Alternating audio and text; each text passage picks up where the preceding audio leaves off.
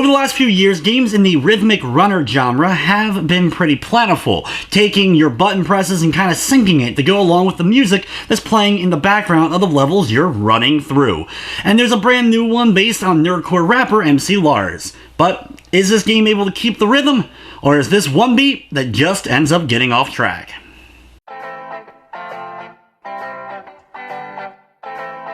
First off, I'm a big fan of nerdcore, and in particular, MC Lars, so while browsing Steam to try to find something to dive into, seeing that he had a game, I immediately had to give it a try. If you're a fan of his music, I don't see any reason why you won't get some enjoyment out of this title.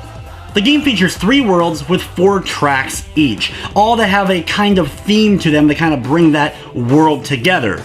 The gameplay is very simplistic. You're able to jump and you're able to attack, and you are endlessly running from the beginning of the stage to the end. Your goal is to try to keep along with that beat so that you're able to knock out enemies and collect the NES style of cartridges to earn more points. At the end of a level, your score is then tallied and you're given a star rating. The higher the score, the better star rating you're getting, and your goal of course is to get a 3-star rating in every one of the levels. The game does have a small story that plays out before each of the worlds, as well as at the end of the game once you've completed the 12th and final level. Basically, an evil agent named Marty, which of course if you're a fan of MC Lars' music, that name will probably sound familiar, as well as his group of other evil agents are basically trying to attack MC Lars and make him sign a contract and sign over his music. Overall, the difficulty isn't too overly challenging, though to get those 3 stars, you're going to basically have to play every one of the levels perfectly in order to obtain that. If you end up getting hit at any point during a level, you will lose all of your current score. If you take another hit before you're able to pick up any sort of more points, it will be a game over and you'll have to start the level back from the beginning. And there's also a few other moments throughout the course of some of the later levels where if you run into a certain spot, it's instantly a game over no matter what.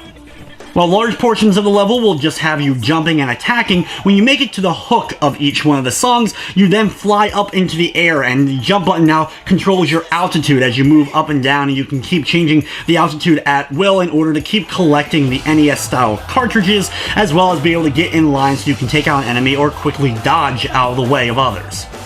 With your goal being to get 3 stars on every one of the levels, you do get a couple little bonuses and some unlockable costumes that you can obtain once you've reached 12, 24, and then finally 36 stars in total obtained, which basically just change up the costume that MC Lars is wearing in each of the levels.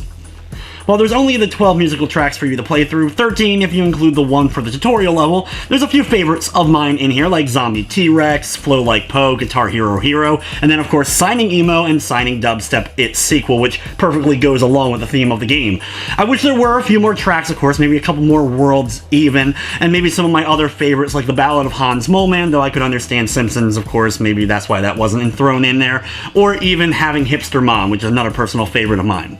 The MC Lars game is available on Steam now for $4.99. It is pretty short because it's only the 12 songs, and honestly, unless you're a fan of MC Lars, nerdcore, or maybe even endless runner rhythmic style games, it's not going to be worth necessarily checking out for you. There are 20 Steam achievements for you to obtain, but unfortunately no Steam trading cards, at least not as of this review.